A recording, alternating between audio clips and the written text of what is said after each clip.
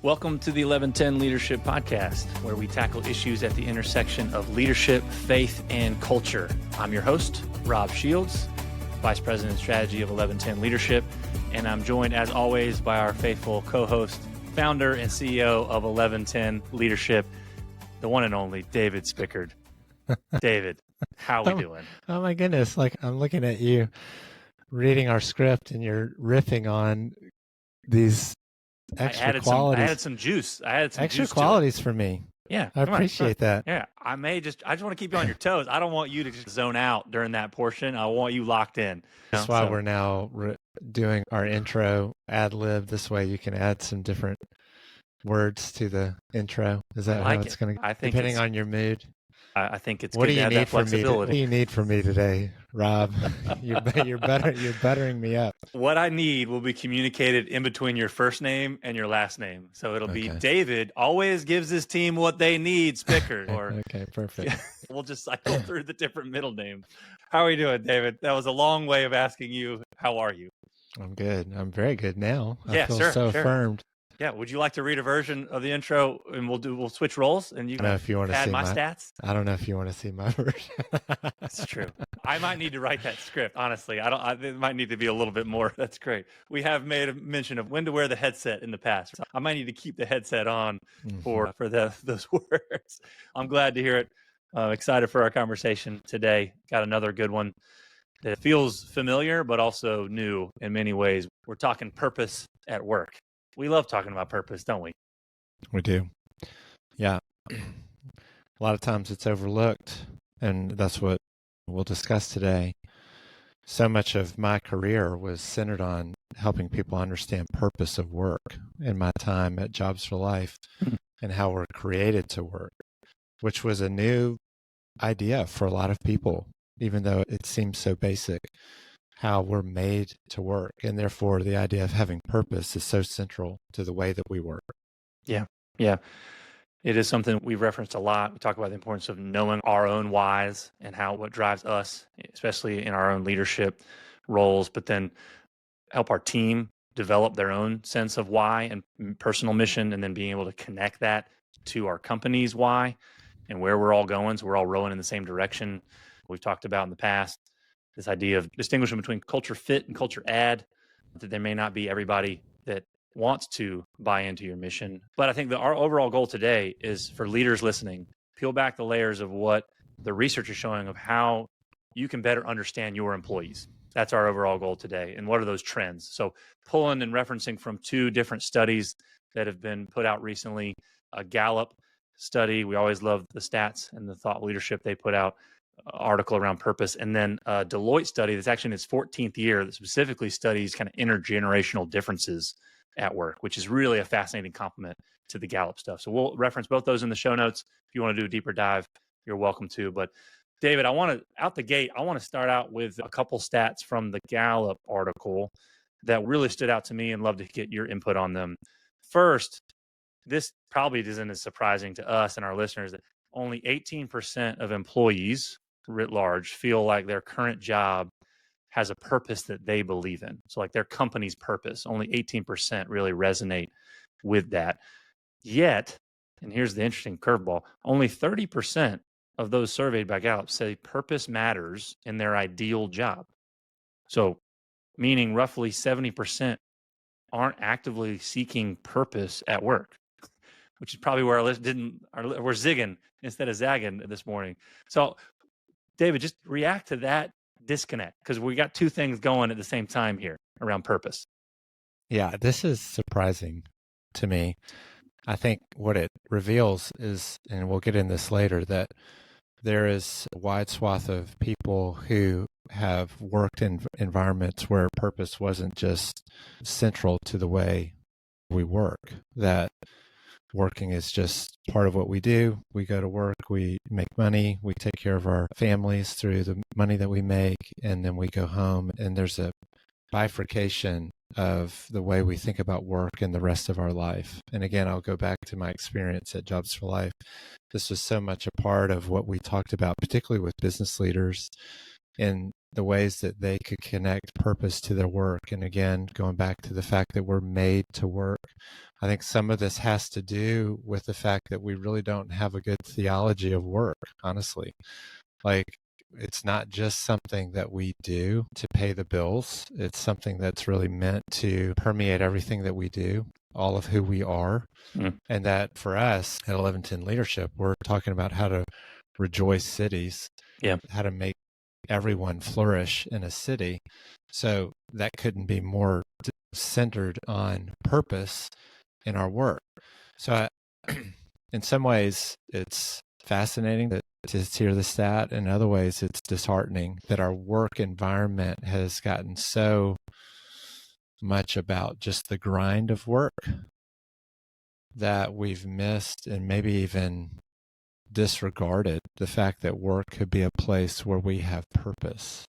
If you think about it, that's just pretty bleak. It's bleak. It's sad to think that most of us are just going to work with that kind of mindset and just getting through each day versus thriving, flourishing, and having a deep sense of impact through what we're doing. Yeah. And you got to be careful drawing too many assumptions from statistics. But sure, what you said, David, really, this idea of rejoicing a city and how we can get bought into a larger story. It's almost like when it says, you got to be careful looking at the terminology, what they're saying, that they're not looking for it. They may not even know what to look for. Yeah. They may not have ever been invited by a leader to say, hey, this can be so much more than what you're looking for. You may think you only want a paycheck, but that's because they never had a purpose that really ignites something inside of them that connects to what you're talking about. That's right. Which to me means the city's rejoicing theology of leaders, just leaders, 1110 leaders.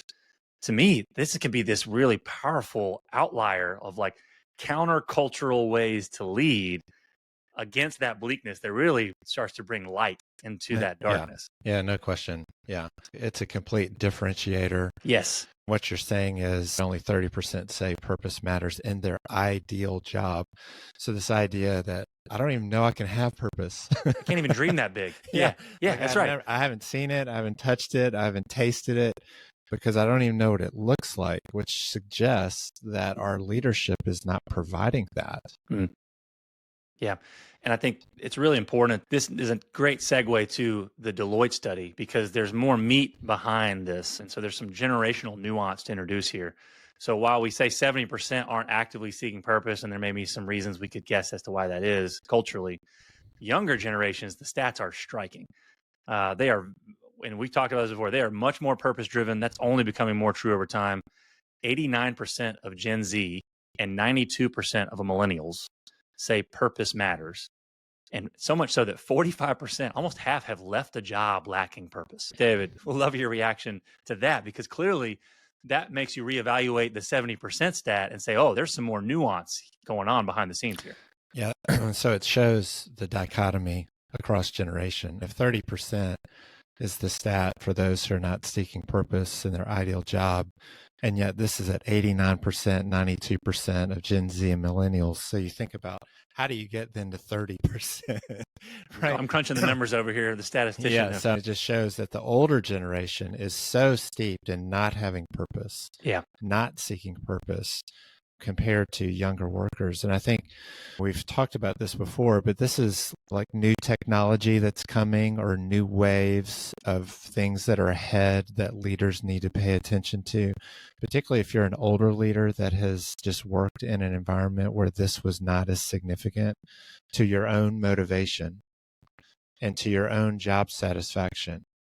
If you're not recognizing that this is a part of your young workers' DNA and that this is what they expect, and you don't pivot for that, you don't think about how to lead differently around that or create a culture that helps people connect to purpose, then you're going to be behind.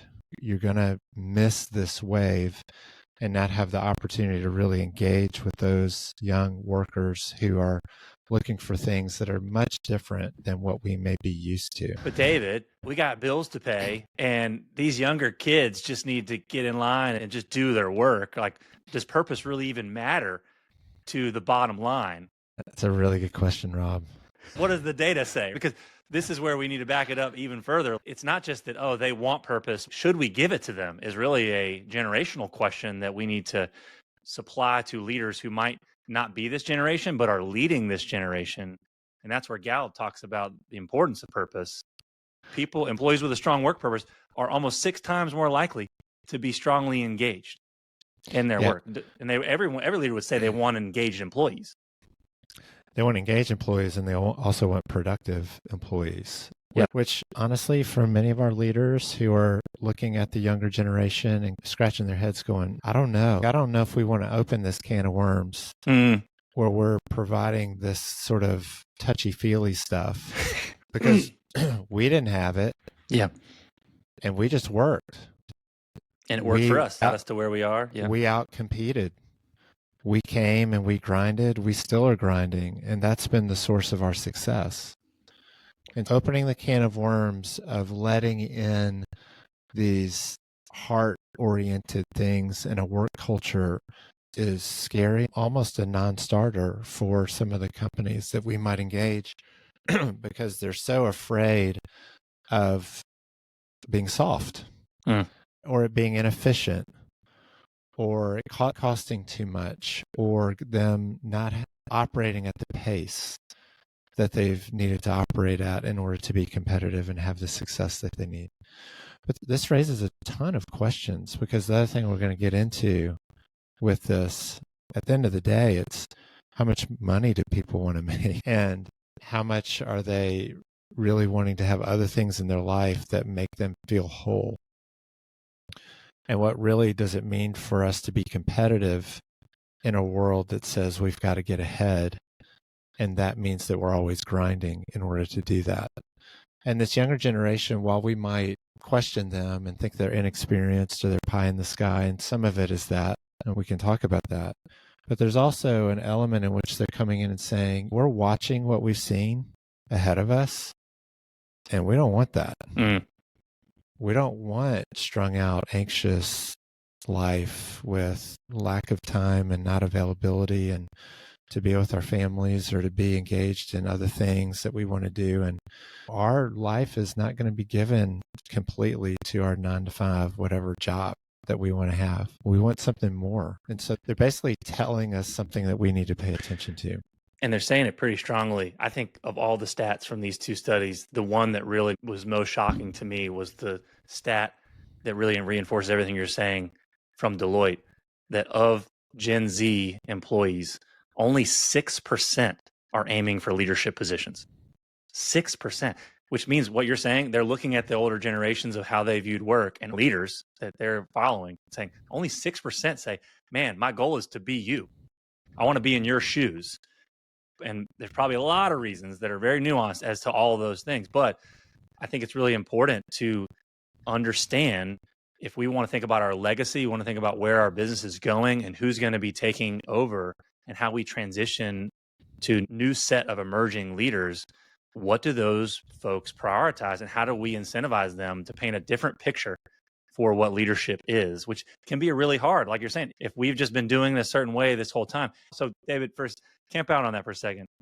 How do we, if I'm a leader leading a team that's younger, have younger employees, and I have values that obviously gotten me to where I am, how do I lead them and spend time understanding who they are and what their motivations are and how it's different than my own?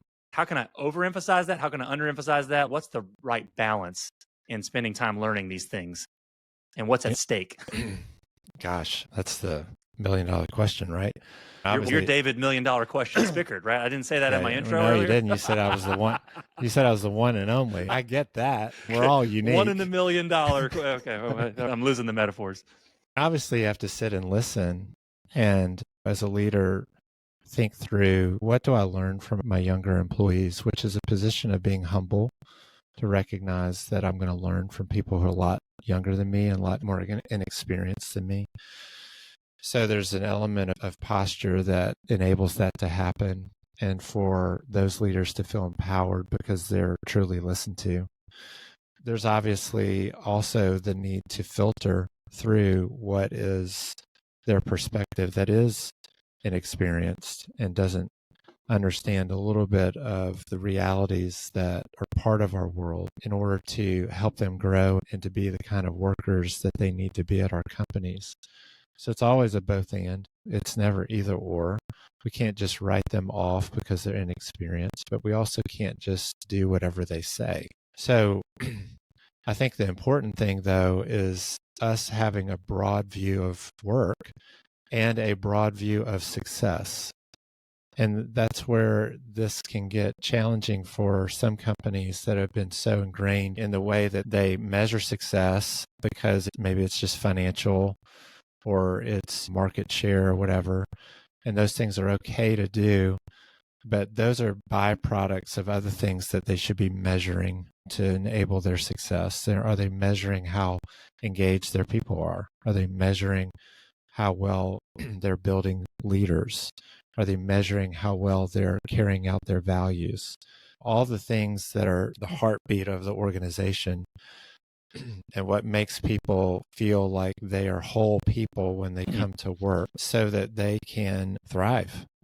And this is not a guarantee, but when focusing on those things that we can control, more than likely, we're going to have good market share. We're going to have high revenue. We're going to have high profit because our people are more engaged. And these are the things that we can't see. That's the other thing about this. This is development work that's long-term, that is sometimes hard to measure. And so you may feel like you're wasting time when you're pouring into the touchy-feely stuff of our employees and what their needs are. But in the long run, we find that, gosh, they stayed at our company. We didn't have turnover. Or they are 6 times more engaged in their work and therefore more productive. Or we really do have a pipeline of leadership. We have people who want to be leaders. We've created a model of leadership. So that 6% that you said are the only ones who are aiming for leadership positions. We have almost everybody who comes into our company want to be a leader because we recognize that our business is not just a construction business or a real estate company or a restaurant. It's a leadership development business. It's a place where people are being developed into leaders, and we just happen to build homes. We happen to do real estate. We happen to be a restaurant. Ultimately, we are developing leaders. And that's a shift that all of us as leaders need to make. Yeah, I love the parallel to what we were just talking about with purpose, with that stat of only 30% are looking for a purpose in their ideal job. I think the same is true for that 6%, right? You have to look at how things are being defined. Only 6% of Gen Z is aiming for leadership positions as they define it. And so 11, 10 leaders can have a chance to really see that stat flip, maybe even inverse, to say 94% may culturally not be looking for leadership as it's defined culturally. But man, at this company, how we paint a picture for wholeness in our leadership, the exact opposite is true. Almost everybody wants to be leadership because they realize they don't have to give up their well-being and their wholeness to be able to lead. It actually can be this really fulfilling thing. And we get to step into that, which I love. You mentioned learning before. To me, there's really this deficit versus asset-based way we can look at this conversation. We can look at it from a deficit and say, let's just have these generations throw stones at each other, because we could do that all day. We could spend time about what is lacking in each of these perspectives. But I think to have an asset-based conversation is a lot more productive of our time. Think, what can these generations learn from each other? And what can a leader currently that might not be in these generations learn from what the younger generations are prioritizing? Because I think it's a path to an older generation leader's wholeness as well. If they were spending time listening to what younger generation employees really value, they may notice that some of what they're valuing is missing in their own leadership. And do they have the humility to really listen and say, you know what, I'm a work in progress. Just because I might be in the C-suite or leading our company, I need to have the humility to know that there's things I can really learn from what these younger employees are valuing. And when you show that kind of humility, that's so attractive to younger leaders, to younger employees. Say, man, that's the kind of leader I want to work for. Yeah, I hadn't thought about it that way for us. The idea, what would the stat be, percentage of people who want to become an 11-10 leader, right? That's an interesting motivation even for us in our work, that we would create a model of leadership that what, 80, 90% of people want to obtain. Yeah. Because it's so winsome, it's so impactful that they want to be that kind of leader. Yeah, it's powerful to think about, because I think what we're seeing here is, hey, as we think about leading, a leader always has to have a vision for the future. We have to stay present. But also, a large part of leaders' jobs is casting vision of where are we going and who's going to be going with us, and getting people motivated to say, this is the direction we're going to row our boat in, but I need more people paddling for us to get there. Yeah, that 6% stat is tricky, because if you stare at it too long, you're like, man, if they don't want to be leaders, they're just not motivated. No, Nothing could be further from the truth. It's no. what is their motivation. Deloitte found they want to learn, they want to be developed, they want guidance and mentorship, and they prioritize, they want to be provided for, right? So they want to be able to have a job that makes good money, but they want meaning and well-being too. And so Yeah, those are the things that we need to understand. We have to have a vision for where we're going as a company, where they can see themselves living into those things. Some of that stuff might have to have a little bit more patience baked into it, because you may not be able to have all of that from day one. And that's where younger leaders might be able to learn a little yeah, bit of patience of the older generation. But I think that stuff is really telling, that they're not just showing up unmotivated. They have things that really light their fire. We need to know what those things are. it's tough because as I listen to you, I'm like, they want their cake and eat it too. And at our Yeah, you're not wrong. stage, You're not wrong. no, and it can get so frustrating where you have younger workers come and they're just wanting things laid out for them. And if they don't get what they want, and they're in a world of comparison Yeah. too, Yeah. And much, the speed of this is so much faster now, yeah, right? and much, much more than when we were in their stage. They have friends that they see who are either making more money or having more flexibility, working from home, or they're getting to travel and do exotic things. They get to work from wherever they want to be in the world. And they're all telling those stories on social media, so it's all so much more visible. Yeah, and for us, and I'll say us, the older generation. Am I looped in? Where am I? For me, the older generation, we can look at that and go, that's just ridiculous. This is just not reality. At some point, they'll wake up, right? Yeah, they need a reality check. Yep. Versus, hey, this is a new world. We need to pay attention. We don't say everything about that is wrong, but we also don't acquiesce. Where's that line? That's right. So it's always complex and nuanced. Yeah. And I think one of the things that is really important for 11, 10 leaders to keep in the back of our minds is that one of the ways this plays out is relationally. As a leader, we just need to make sure we're communicating to our people that we are for them, and they feel that we are invested in their thriving.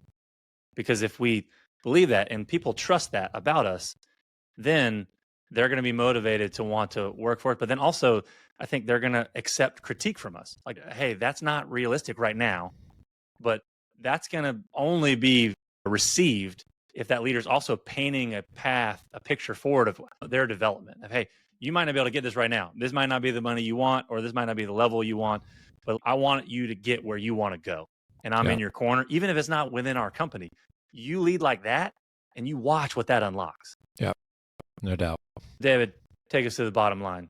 What do we do with all this? What is a leader supposed to think about? I think the bottom line today is recognize the difference. This is a really insightful thing for me and our work, to recognize that there are different perspectives across generations in a work environment. And again, there's not a one size fits all for everyone. We all come at these things in different places.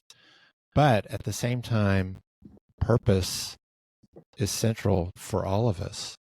And having impact and understanding our why is what's going to drive engagement up, no matter what generation we're in. And as we continue to have younger workers come into our places of business, we need to value them, and we need to listen to them, and we need to learn from them. It's only going to make us better leaders. We have a number of companies who are at the point of succession, thinking about who the next leaders are. To do that, we really need to understand what that generation values. We want to be the place where they're getting that learning, that guidance, that mentoring, and where they can connect their why to their work. It's going to make work more fun, and it's going to make all of us more whole. Our hope today is that we're creating a model of leadership that everybody wants to aspire to. You think about the leaders in your life, people who influenced you. What did they do for you? More than likely, they made you feel like $1 million. Yeah. Yeah. And they were all about you and your success. And you wanted to be like them.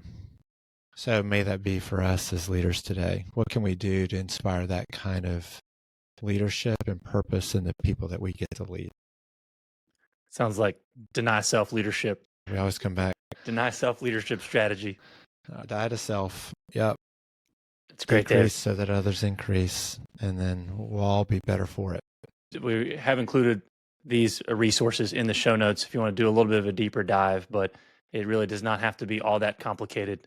Practicing humility, spending time really getting to know the people you lead and really have a learning posture, a humble posture, and just watch what that does to really start to really swim in a different direction than maybe culture is pointing towards, that is a lot more whole and, like you said, a lot more fun. I have fun at work. I feel like we're swimming against the culture, David. I'm having a blast. You having fun? I'm having a great time. Yeah. Come on, man. Let's do it. Let's go. These stats didn't bum me out. They're like made me thankful. And I think, we want more people who feel like that, the gratitude. Man, I love where I go to work. I love this because we're having our cake. We're eating it too. That's awesome. All right. Until next time. To learn more about 1110 Leadership, visit our website at 1110leadership.com. That's the numerals 11, then spelled out TEN leadership.com. That's 11 TEN leadership.com. There you'll find more resources to equip you on the journey of becoming an 1110 leader. You can also get connected to our growing leadership network. If you've enjoyed this episode, share it with a friend. To help others find us, you can also rate and review us on Apple Podcasts or wherever you listen to podcasts.